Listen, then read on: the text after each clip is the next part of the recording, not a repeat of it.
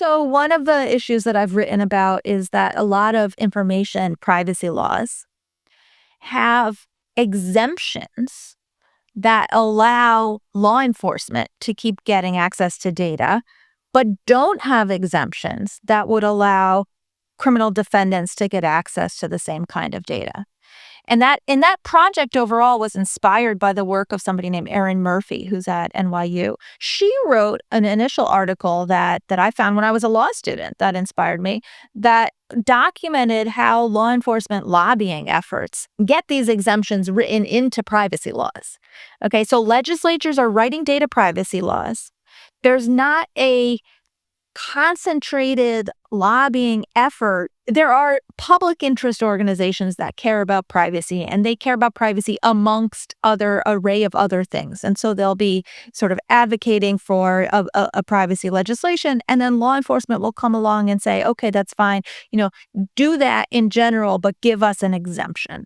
And nobody comes along to the legislature and says, give an exemption for criminal defendants as well. So Erin Murphy wrote about these law enforcement lobbyists. And then I added this observation, wait a second, there's nobody doing this on the criminal defense side.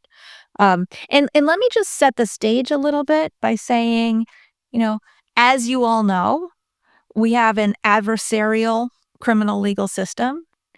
And that means we rely on law enforcement and prosecutors to investigate evidence and build the government's case about guilt.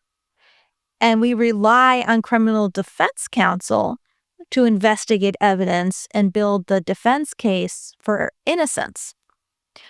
And no government agent, from police to prosecutors, yes, you've heard about Brady and due process. If they have possession of exculpatory evidence, they have to hand it over. But no government agent is obliged to actively investigate evidence of innocence. The only person that does that is defense counsel, and they have to do it to satisfy effective assistance of counsel requirements. So it's a big problem when privacy laws come in, legislatures thinking they're not regulating the criminal legal system, thinking they're regulating some kind of consumer contract, other space, and have this perverse effect. But one concrete example that I'm excited to share is actually before the California Supreme Court right now in a case called Snap versus Pina. This is an issue where there's a federal data privacy law, one of the central data privacy laws called the Stored Communications Act. And it imposes some confidentiality duties on tech companies who provide communication services. So your social media company, your email, these are all people who have companies that have possession of the contents of your communications, your Instagram postings or whatever it might be. If the company has possession of the contents of those communications, then this law imposes certain restrictions on what the company can do with them. So they can't just sell your private communications to the newspaper, for instance. That is not allowed.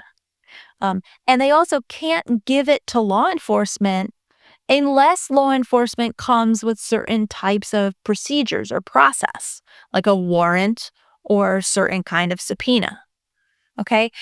But unfortunately, most courts, not all of them, but most courts that have faced this statute in the context of a criminal defense investigation have said that because the statute's confidentiality rule is silent on criminal defense access, therefore tech companies can't comply with criminal defense subpoenas for that information.